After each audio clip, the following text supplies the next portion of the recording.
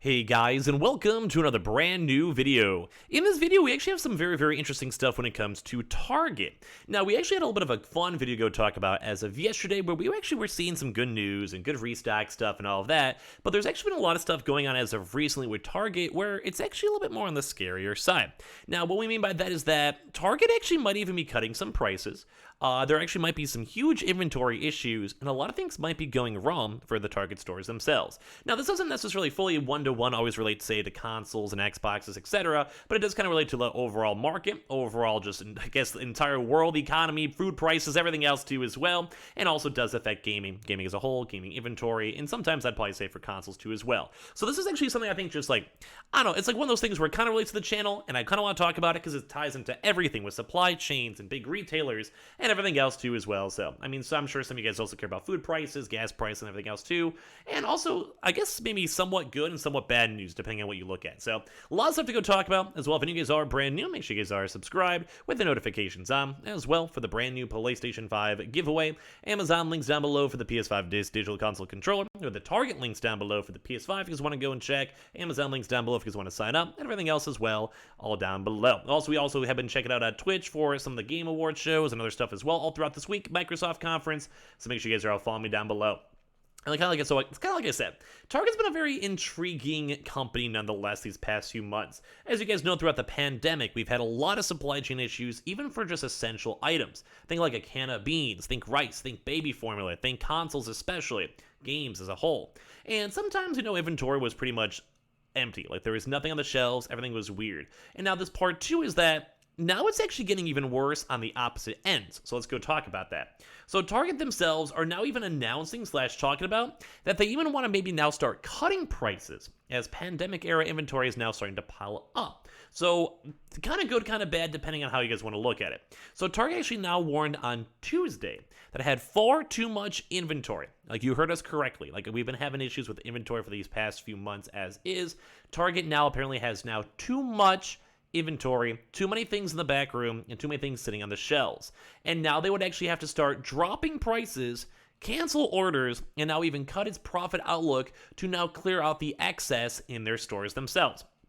Now, I'm assuming this is probably going to be the same exact thing, too, as when it comes to Walmart and some of these other bigger retailers, too, as well. And maybe even Amazon, etc. So the retail giants plan to right-size is offerings comes at consumers are getting hammered by soaring food and fuel costs. Well, this is actually kind of good news, I would say, in general for us, because we've been, I know my things just keep on going up and up and up. It's awful.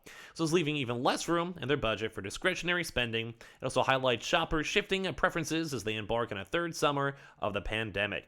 Even as the coronavirus is still infecting tens of thousands of people every day, many Americans have returned to their pre-COVID lifestyles, spending more on experiences and services instead of electronics, houseware, and other goods. So I would still say electronics, we've still been seeing a lot of folks buying consoles. It's just more so, I think, still in supply chain issues. Although gaming might be calming down, though, this is also normally a notorious kind of quieter zone because there's usually isn't as many games out. People are kind of chilling, they're going outside, the weather's nice, etc., etc. So how retailers are faring in an environment of record inflation has taken on heightened significance. So the drop-off in consumer spending could signal that higher costs are gnawing at the nation's economic health. The Federal Reserve's efforts to curb inflation through higher interest rates are also under scrutiny, as central bankers must find the delicate balance of cooling the economy without going into a recession. So it's kind of a more of a tricky thing when it comes to Target. Target set off alarms around 3 weeks ago. Its shares tumbled more than 25% after reporting a 52% drop in first quarter net profit. The Minneapolis-based company cited supply chain pressures and rising expenses, factors that also did go and hurt Walmart, and helped spark a broader market sell-off that erased more than 1,100 points off the Dow. Target now is expected to sell even fewer goods in its home categories.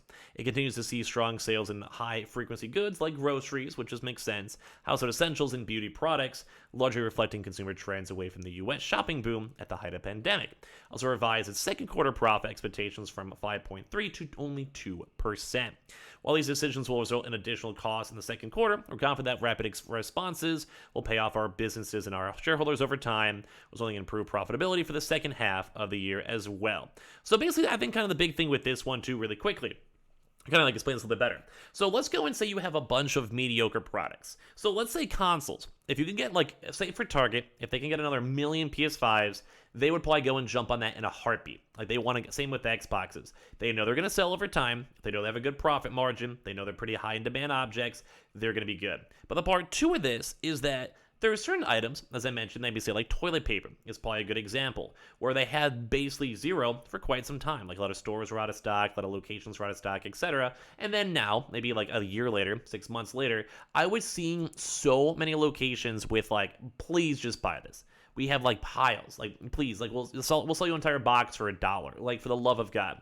And it's kind of what happens over here for Target, where right now they have all the, like, they basically have a huge influx of people buying everything, like literally everything underneath the sun. Let's say lawn chairs, let's go and say like towels, whatever it may be.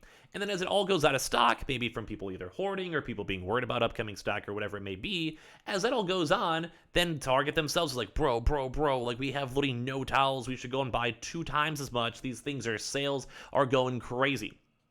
And then, like 5 months later, obviously no one really wants that towel, or no one wants that random lawn chair, or no one wants this random, beach volleyball, whatever it may be, or maybe they're already available up on Amazon or like, Walmart because they got them quicker. So now at this point, Target has a bunch of stock of things that no one wants. And then as well, for all the nice in-demand objects, say, such as food, such as, say, consoles, such as whatever, they are still flying off the shelves, and although it's also sometimes harder to make that. Like, say, for food, you have to produce it, console semiconductor shortages, shipping issues and all of that. And also, it kind of sucks because then you also can't really necessarily expedite a lot of the stuff because gas costs so much more and extra. So it's kind of been crazy in how, like, weird this has been. Like, it's almost like a weird flip-flop, and I almost wonder if this is going to affect a lot more stuff finally in the near future, or hopefully inflation can kind of calm down, and we can start seeing a somewhat lowering of prices, because I think a lot of people are like, hey, this is getting to be a little bit too much, especially as I've been looking at gas prices too. So other retailers, including Gap and Macy's, are also trying to clear out merchandise that consumers have steered away from, or left with orders that arrived too late or placed too far in advance to capture dynamic fashion trends. So a good example of that is kind of how I said. They were just either ordered too late or too much, and at the end of the day, there's nothing over there. So Lindsay Bell, Ally's cheap markets and money strategist, notes that while consumers are continuing to spend, they're shifting from goods to services. This shift is happening at a much faster pace than some retailers anticipated.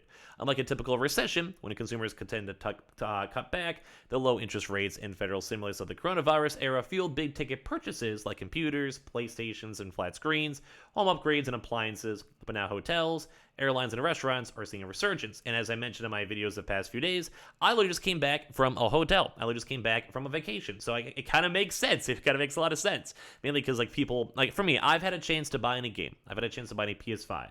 But I haven't had a really good chance to go and travel, and spend some time with people, see my family, do whatever. So it's kind of weird for this to kind of see this almost flip-flop. It does make sense, though, because 2 or 3 years in a pandemic, you kind of want to chill. You kind of want to relax.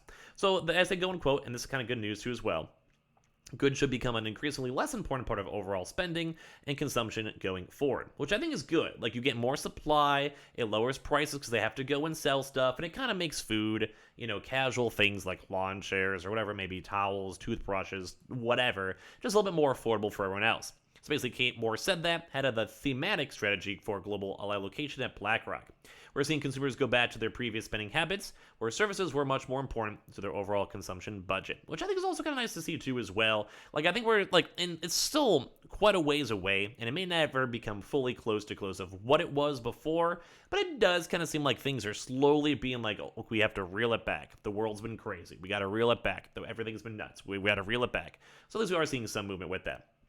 It also said it's also taking action to help offset unusually high transportation and fuel costs, and they're working with suppliers to shorten travel distances in the supply chain.